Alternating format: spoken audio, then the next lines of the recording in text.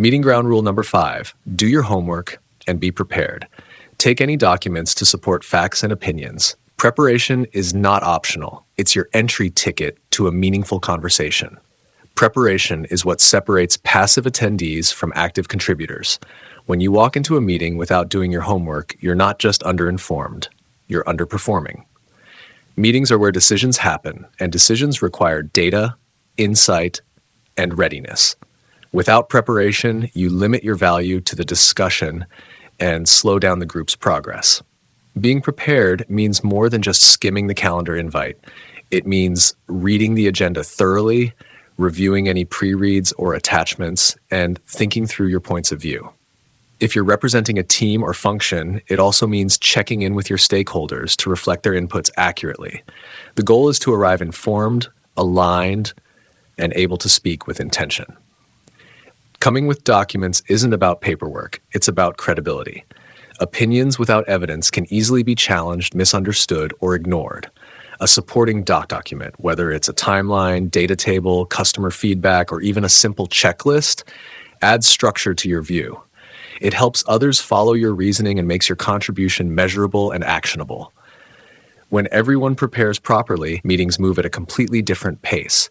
There's less time spent bringing people up to speed. Conversations jump straight into analysis, options, and solutions. Dialogue becomes more strategic because people are speaking from a place of understanding rather than improvisation.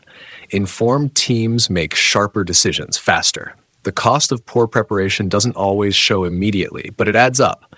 When people show up unready, time is wasted clarifying basic points. Discussion becomes circular because facts are missing. Decisions are postponed or made on shaky ground. And follow-up meetings are called just to redo what could have been settled the first time. Preparation also affects team dynamics. A well-prepared person raises the standard for everyone else. They challenge vague claims, bring in missing data, or ask forward-looking questions. On the other hand, when someone consistently comes unprepared, they lower the group's energy and trust. Others begin to wonder whether that person can be counted on when it matters. For meeting leaders, this rule begins with tone setting. Let people know what's expected of them, include pre-reads in the invite, call out key questions or decisions that participants should be ready to address. When expectations are clear, most people will rise to meet them, and the rest will follow the example of those who do. The goal is not to over-engineer preparation, but to normalize it. Everyone should understand that showing up to a meeting unprepared is not just inefficient, it's unfair to others. It places the burden on those who did the work and slows down the team. When preparation becomes a habit, meetings feel sharper, shorter, and more satisfying. In the end, preparation is not about checking boxes. It's about taking ownership. It's about showing your team that you care about the topic, that you respect their time, and that you're committed to moving things forward. When every voice comes ready, meetings stop being updates and start becoming engines of progress. Meeting ground rule number 6, organize refreshments, tea, coffee, cool drinks, and comfort or smoking breaks for long meetings. Typically, anything over an hour should include a break after 45 minutes. Human attention has a limit. Respecting it creates more effective, sustainable meetings. This rule may seem like a soft detail, but it plays a vital role in keeping meetings productive. Long meetings without breaks drain energy, dull focus, and eventually lead to disengagement, no matter how important the topic. Recognizing the human need for rest, hydration, and movement is essential for any session that exceeds an hour. Science supports this. Most people's concentration peaks at around 45 to 50 minutes. After that, attention fades, memory retention drops, and participants become mentally fatigued. By scheduling short breaks at the right intervals, you allow people to reset, not just physically, but cognitively. They return sharper, more focused, and ready to engage meaningfully again. Breaks also provide natural space for informal discussion.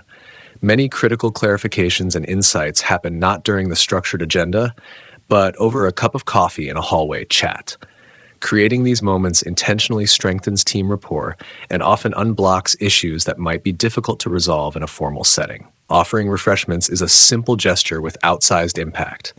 Providing tea, coffee, water, or cool drinks shows hospitality. It signals that the meeting organizer cares about participants' comfort, not just their input.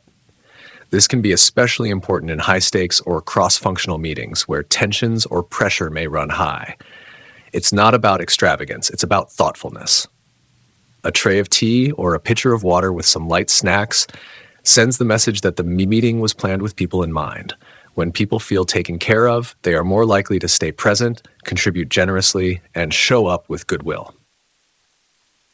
Comfort breaks also include giving people a moment to stretch, check their phones, step out briefly, or even smoke if needed.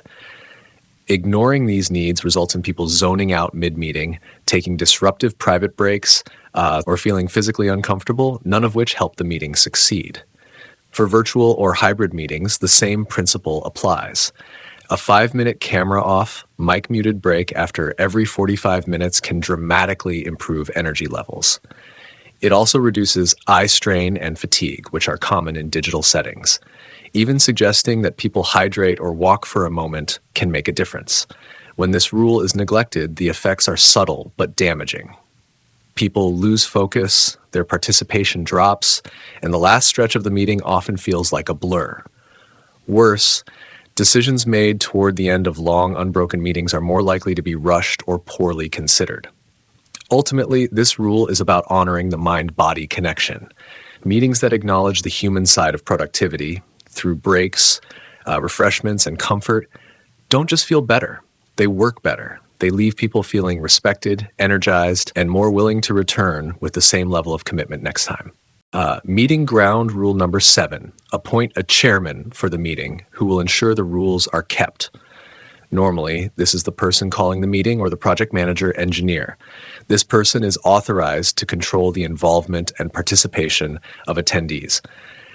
A meeting without leadership quickly becomes a conversation without direction. Every successful meeting needs a clear point of control, someone who is responsible not only for the agenda, but for the discipline, flow, and participation within the session.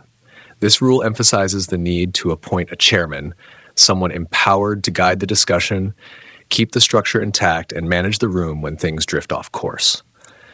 The chairman's role is not ceremonial. It is a functional, active responsibility. This person ensures that the meeting starts on time, follows the agenda, adheres to time allocations, and finishes with clear outcomes.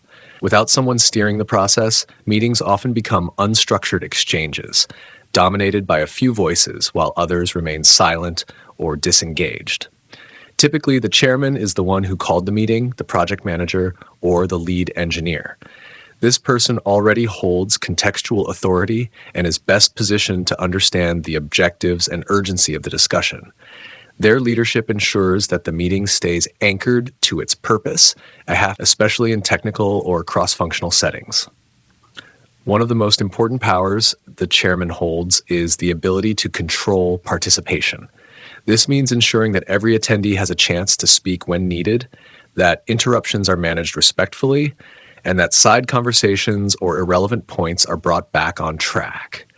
This keeps the environment both inclusive and focused. The chairman is also responsible for applying the meeting ground rules consistently. Whether it's managing time, enforcing breaks, limiting attendance, or redirecting off-topic discussions, this role serves as the guardian of the meeting's effectiveness. A good chairman doesn't just lead, they facilitate clarity, fairness, and decision-making. In challenging discussions, where stakes are high or disagreements arise, the chairman plays a stabilizing role.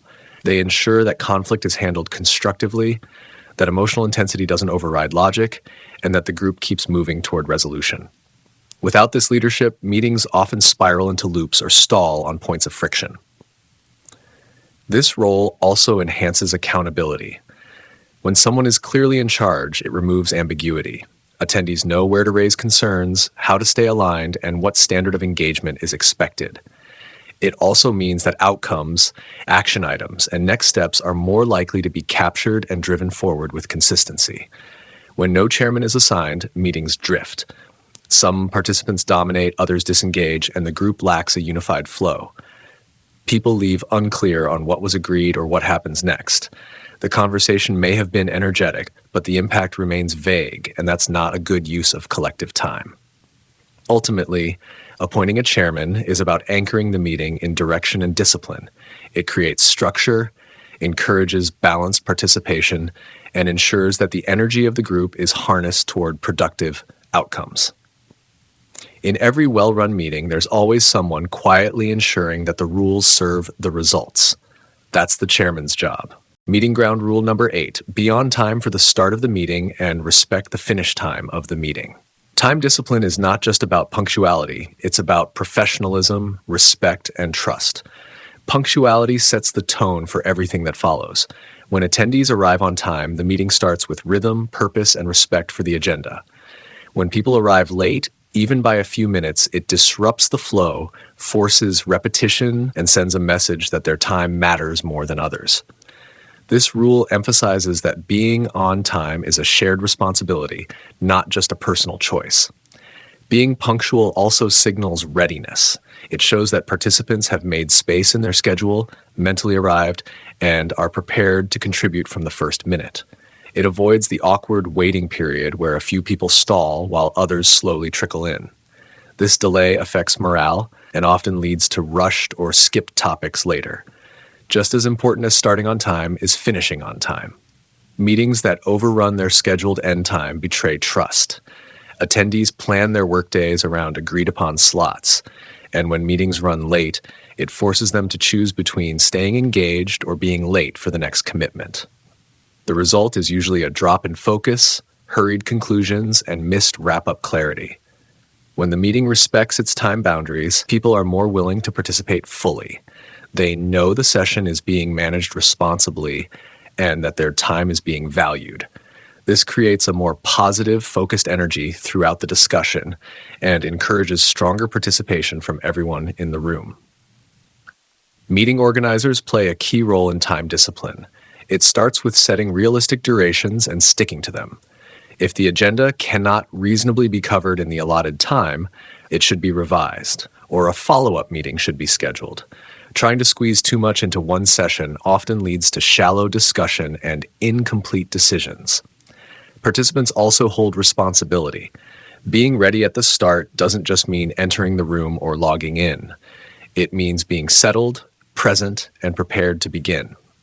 Similarly, during the meeting, keeping contributions concise, relevant, and on topic helps protect the time of everyone else in the room. When this rule is ignored, the effects compound. Meetings stretch beyond their usefulness, fatigue sets in, decisions get deferred, and participants begin mentally disengaging. Over time, this erodes the overall respect for meetings, making them feel like obligations instead of opportunities to collaborate and drive progress. In hybrid or virtual meetings, punctuality becomes even more visible. Late arrivals interrupt the screen or audio flow, and late exits break focus for others. A tight start and clear finish become even more critical to maintaining order, clarity, and engagement across distributed teams. At its heart, this rule is about mutual respect. Time is the one resource that cannot be refunded, paused, or reallocated. When a team commits to starting and ending on time, it reflects a culture that values focus, accountability, and shared progress. It turns meetings into purposeful moments, not drawn-out obligations.